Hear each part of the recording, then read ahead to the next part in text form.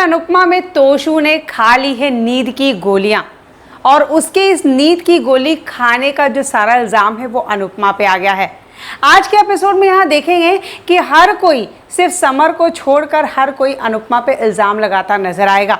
वनराज का कहना है कि बच्चे अगर थोड़ी भी गलती करते हैं, छोटी भी गलती करते हैं, तो उस चीज़ों का जिम्मेदार सिर्फ उसकी माँ होती है, क्योंकि बच्चों के साथ माँ ही ज़्यादा वक्त तक रहती है। और उधर आप देख रहे हैं कि स्वीटी को भी अपनी माँ से कोई प्यार नहीं है। वो यहाँ माँ से बहुत रूड तरीके से बात करती है, बहुत ही बदतमीजी तरीके से बात कर रही होती है। और ऐसे में यहाँ पे काव्या आ जाती है। वो यहाँ पर कहती है, काव्या को कहती है, डूड कहती है आप मेरी माँ को समझाओ और जरा घर में अंदर आके बात करो। मेरे भाइयों की गर्लफ्रेंड्स आती हैं, दोस्तें आती हैं, लड़कियाँ आती हैं, तो किसी को कोई परेशानी नहीं है। आप आती हैं, आप पापा की फ्रेंड है, किसी को कोई परेशानी नहीं है।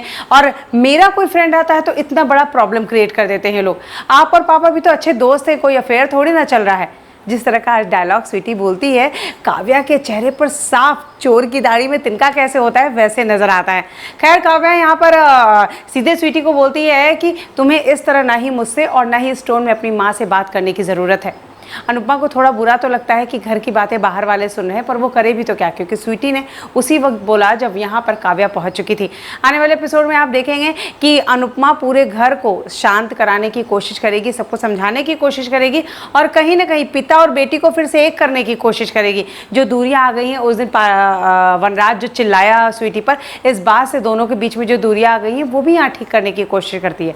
और सबसे बड़ी बात, वो यहाँ पर तोशु की शादी की बात भी वनराज से करना चाहती है। वो चाहती है कि एक बार हम सब लोग को तोशु के घर जाना चाहिए, उसकी माँ से फिर बात करना चाहिए, क्योंकि अब माहौल थोड़ा शांत हो गया होगा। लेकिन वनराज यहाँ सीधे मना कर देता है कि वो उनके घर नहीं जाएगा।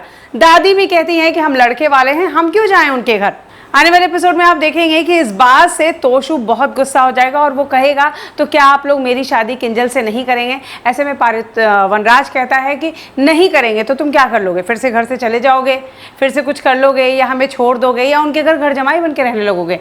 पारितोष को ये बात बहुत हर्ट करती है और वो रात को देखेंगे, वो बाहर से आता है। अनुपमा देखती है कि वो नशे में आया है, ऐसा लग रहा है जैसे शराब पी के आया है। यहाँ पर सोता है और उसके पर्स से नींद की गोलियां गिरती हैं। वनराज और अनुपमा नींद की गोलियां देखते हैं। वनराज पूरा गुस्सा, अपने बेटे का जो गुस्सा है वो अनुपमा पे निकाल देता है। वो अनुपमा को कहता है कि तुम्हारी वजह से ये सब कुछ हुआ है, और अगर एक दिन का मौका देता हूँ, लास्ट मौका, एक दिन में तुमने सब कुछ ठीक नहीं किया तो मैं तुमसे अपने सारे रिश्ते तोड़ लूँगा। आज वो अनुपमा को एक और बात भी कहता है एपिसोड के बीच में, आप देखेंगे कि तुमने मेरी ज़िंदगी नर्क बना रखी है।